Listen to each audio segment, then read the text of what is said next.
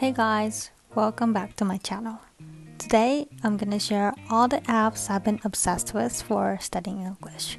These are the ones I use literally every single day, from listening to podcasts to practicing interpreting and to keeping myself motivated without burning out.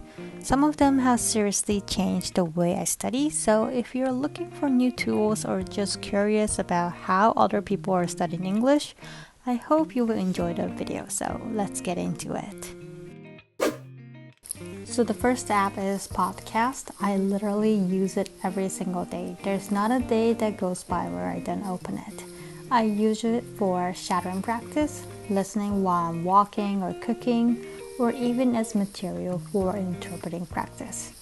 I mainly use it to improve my English through news contents and to pick up expressions that native speakers actually use.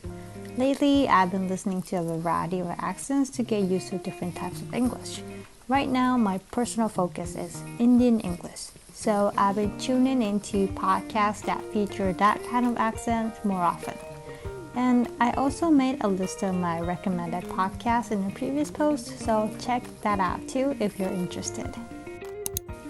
Alright, so the next one is called Anki Pro. I've been using this one for the past few months now.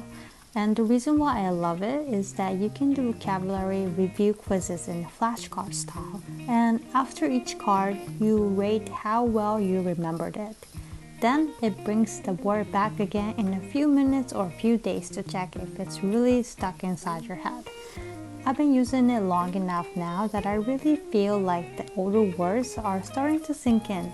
So I'd say it's been super helpful for initial input and memorization. And what's very unique about this app, and the good thing is that it's not just the vocab list you make yourself. You can also use ones that other people have made and shared, so you can learn a really wide range of words. So the next app I'm going to introduce you is the Nikay Asia. I use this for reading practice. Nikay Asia actually used to be in a magazine, but they stopped publishing it and moved everything into the app instead.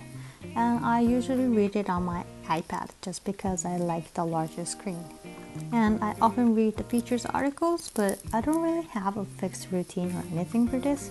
So sometimes I just read the headline news or stick to a certain theme I'm focused at that moment.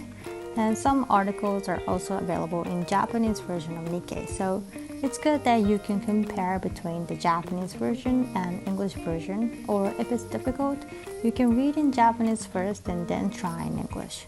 And others are English only. The ones written only in English, especially those by foreign journalists, can be pretty advanced with difficult words, expressions, and even sentence structures.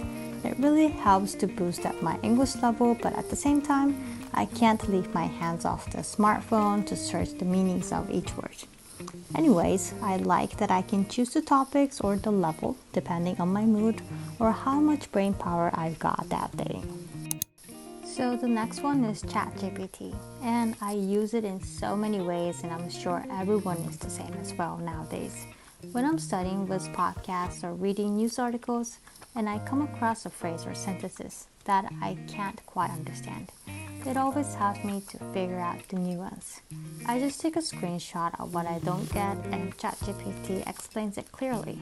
It seriously saves me so much time. I also use it to check my grammar. One way of how I do it is that I will summarize any articles I read and ask ChatGPT to review it.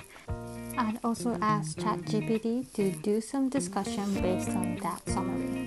And actually, I'd love to hear how you guys are using ChatGPT for your English studies too. So drop your tips in the comments below. The next app is called Habit. I use this app to keep a record of my English studies and stay motivated. I'm not really the type to be super diligent about keeping journals or notebooks, so this app works perfectly for me. I just set my daily study routines and tap once to check them off whenever I complete something. That's it. It's super simple. It also shows how many days in a row I've kept up my streak, so the longer the streak gets, the more I feel like, okay, I have to keep this going. And the the last app that I'm going to introduce you guys is called Pona. This is an app that records your voice and transcribes it into text. I think a lot of people use it for meeting notes or stuff like that, but I personally use it for interpreting practice, both simultaneous and consecutive. When you're trying to improve your English, I think recording and reviewing your own performance is so important. So I think you can utilize this way of studying not just for interpreting practice, but if you're practicing shadowing or just reading out loud, recording your voice and listening back to that is really, really important. So when I do the interpreting practice, I will record and then transcribe. I will later check the parts I couldn't interpret properly by comparing transcription with the original script. It'll be easier for me to understand what my weak points are. Anyways, these are the apps I've been especially into lately. If you have any recommendations of your own, I'd love to hear them, so please drop them in the comments below. And also feel free to ask if you have any questions or requests. Alright, so that's it for today's video today. I hope you enjoyed it. Please don't forget to like and subscribe. And I hope to see you soon again. Bye!